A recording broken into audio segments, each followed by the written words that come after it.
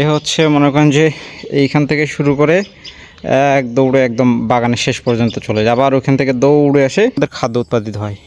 আমরা যে খাদ্য উৎপাদন করি সেই খাদ্যের খাদ্য হচ্ছে এটা। সুন্দর ঘাস কিন্তু এগুলা কিন্তু গরু কিন্তু খুব সুন্দর পছন্দ করে। এগুলা কিন্তু দেশি ঘাস, খুব সুন্দর কিন্তু। আসসালামু আলাইকুম, আশা করি সবাই ভালো আছেন। তো আপনারা যারা গরুর ব্যবসা এবং গরু কিনেন তারা হচ্ছে সবাই জানেন যে হচ্ছে দিনাজপুর জেলার আমবাড়ি হাট একটা নামকরা হাট। তো আমবাড়ি হাটটা আমার বাসা থেকে 7 কিলো দূরে। আমাদের বাজারটার নাম হচ্ছে, মানে আমার বাসা হচ্ছে আমতলী বাজারে, আর হাটটা হচ্ছে আমবাড়ি, কাছাকাছি নাম আর কি। অনেকের নামটা গুলিয়ে ফেলে, আমতলী আমবাড়ি। তো আজকে হাটে গেছিলাম, যাওয়ার উদ্দেশ্য ছিল গরু কেনা।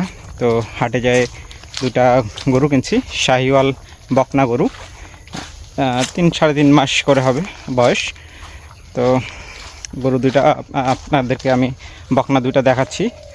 আর আমার এই গরু 2টা হচ্ছে এখানে বাঁধা আছে। আর আজকে প্রায় 5 দিন ধরে হচ্ছে আমার একটু ব্যস্তর মধ্যেই যাচ্ছে। যে আমার যে সহযোগী, আমার যে কাজগুলো করে দেয়, দেখাশোনা করে, ওই ভাইটা হচ্ছে অসুস্থ কয়েকদিন ধরে, জ্বর হয়েছে, জন্ডিস। তো এই কারণে হচ্ছে সম্পূর্ণ কাজ আমাকেই করতে হচ্ছে। এদিকে অফিস, এদিকে হচ্ছে গরুকে দেখাশোনা করা, আবার এদিকে হচ্ছে সংসার সামলানো, সব দিক দিয়ে খুব ব্যস্ততা যাচ্ছে। তো ভালোই লাগতেছে, ব্যস্ত থাকাটা ভালো। আমরা পুরুষ মানুষরা হচ্ছে আমাদের ব্যস্ত থাকতে হবে, কাজের মধ্যে থাকতে হবে। এটাই হচ্ছে পুরুষ মানুষের পুরুষত্ব। এদিকে ঘাস আমার কমে গেছে, ঘাস হচ্ছে লাগানো হয়েছে এখন বড়। এখানে জমিটা এটা সর্বশেষ লাগানো হয়েছে, তো এখান থেকে ঘাস বের হচ্ছে। এগুলা হচ্ছে 2-3 কাটিং দেওয়ার পরে এগুলা ঝোপা হবে আর কি। এখন একটা করে এখানে আসছে। যখন এটা কাটিং দেওয়া হবে, এই ঘাসটা যখন এখানে কাটিং হবে, তখন এখান থেকে আরও 2-3টা বের হবে। তারপরে এটা পুরোটাই একটা মুড়া মতো হবে। এখানে এক মুড়াতে মনে করেন যে 10টা-15টা করে ঘাস হবে, তখন মানে পর্তাটা বেশি হবে। আর এই যে এখানে ঘাসগুলো হচ্ছে, এগুলা সুন্দর ঘাস কিন্তু এগুলা কিন্তু গরু কিন্তু খুব সুন্দর পছন্দ করে। এগুলা কিন্তু দেশি ঘাস, খুব সুন্দর কিন্তু হয়েছে। তো এই ঘাসগুলো হচ্ছে আপনাদের পোষায় না, যে দেশি ঘাসগুলো এগুলো পোষায় না। আর এই বিদেশি ঘাসগুলো এগুলো বড় বড় হয়, তো এগুলা মানে হচ্ছে পরিমাণে বেশি হয়, যার কারণে হচ্ছে অল্প জমির মধ্যে অনেকগুলো ঘাস পাওয়া যায়। আর এগুলা দেশি ঘাসগুলো কিন্তু পুষ্টি বেশি, কিন্তু এই ঘাসগুলো হচ্ছে প্রচুর পরিমাণ জমি লাগে। এই যে এখানে হচ্ছে দেখুন যে এইটা হচ্ছে রেডি হচ্ছে। আর এদিকে হচ্ছে ঘাসগুলো আপনার হয়ে আসতেছে। এদিকে যেই জমিগুলো আছে এগুলোতে ঘাসগুলো কেবল হচ্ছে। তো চলেন আপনাদেরকে হচ্ছে নতুন বকনা 2টা দেখাই। এগুলা কালকে আমি কাটছি।